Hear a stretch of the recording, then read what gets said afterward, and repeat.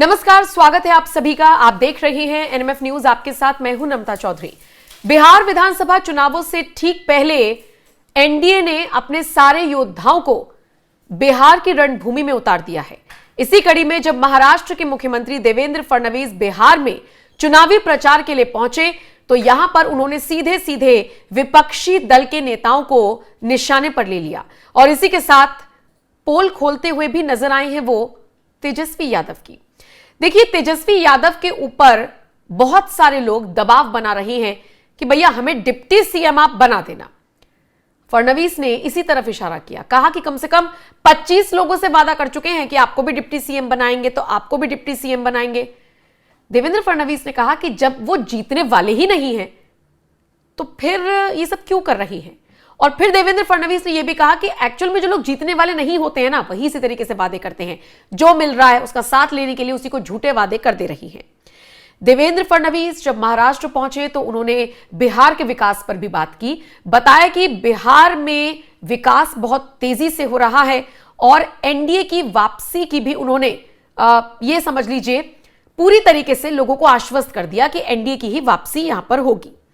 बिहार विधानसभा चुनावों से ठीक पहले सियासी बयानबाजी तेज हो गई है और महाराष्ट्र के मुख्यमंत्री ने बिहार के सियासी घमासान को उस वक्त और इंटरेस्टिंग बना दिया जब उन्होंने तेजस्वी यादव को निशाने पर ले लिया।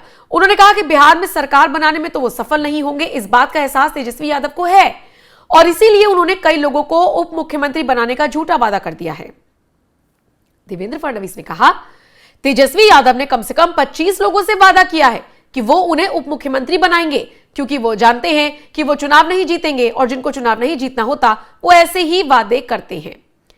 और जो चुनाव जीतने वाले होते हैं उन्हें पता रहता है कि उन्हें हकीकत का सामना करना होगा, इसीलिए आप जनता से झूठ नहीं बोल सकते और यही काम एनडीए कर रही है, इसीलिए कोई झूठे वादे नहीं कर रही। फिर प्रियंका गांधी वाड्रा पर भी देवेंद्र फडणवीस तंज कसते हुए नजर आए। उन्होंने कहा कि वो बताए पहले कि उनकी राजनीति का क्या मतलब है और इसी तरीके से देवेंद्र फडणवीस ने बिहार में आकर तेजस्वी यादव को खुला चैलेंज तो दिया ही, साथ एक बड़ी भविष्यवाणी कर दी कि तेजस्वी यादव ये बात जानते हैं कि वो सरकार बनाने में सफल नहीं होंगे और इसीलिए 25 लोगों से कह दिया है कि आप भी डिप्टी सीएम बनेंगे तो आप भी डिप्टी सीएम बनेंगे। देवेंद्र फडणवीस ने बिहार में आकर जिस तरीके से तेजस्वी यादव को ललकारा, इंडिया गठबंधन को चुनौती दी, उस पर आपका क्या कुछ कहना है? आप अपनी राय कमेंट कर जरूर बताएं। मैं महाराष्ट्र का मुख्यमंत्री हूं। मोदी जी हर राज्य पे प्यार करते, महाराष्ट्र पे भी प्यार करते, लेकिन मैं आपको बताना चाहता हूं मोदी जी सर्वाधिक प्रेम करते हैं बिहार पर। मोदी जी के मन में बिहार है और बिहारियों के मन में मोदी जी है। इसलिए अब की बार एनडीए की सरकार आएगी, 1 करोड़ युवाओं को सरकारी नौकरी और रोजगार मिलेगा। अपनी सरकार आएगी, महिलाओं को 2 लाख रुपए तक का काम मिलेगा। अपनी सरकार आएगी, किसानों को 9,000 रुपया मिलेगा। अपनी सरकार आएगी, बिहार बदलेगा। अपनी सरकार आएगी, यहाँ पुलिया बनेंगे, रास्ते बनेंगे और बड़े पैमाने पर बिहार का फायदा होगा।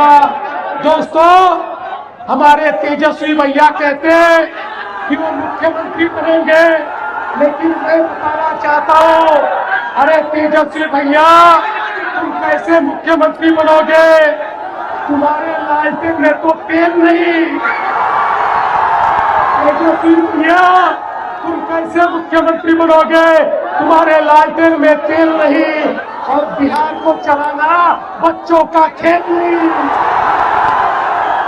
अरे बिहार चलाने के लिए मोदी जी है, बिहार चलाने के लिए नीतीश जी है, बिहार चलाने के लिए चिराग पासवान है, बिहार चलाने के लिए जीतन राम मांझी है, बिहार चलाने के लिए उपेंद्र कुशवाहा जी है। इसलिए मैं आपको कहना चाहता हूं, ये चुनाव राजेश भाई का चुनाव नहीं है, आपके भाग्य का फैसला करने वाला ये चुनाव है।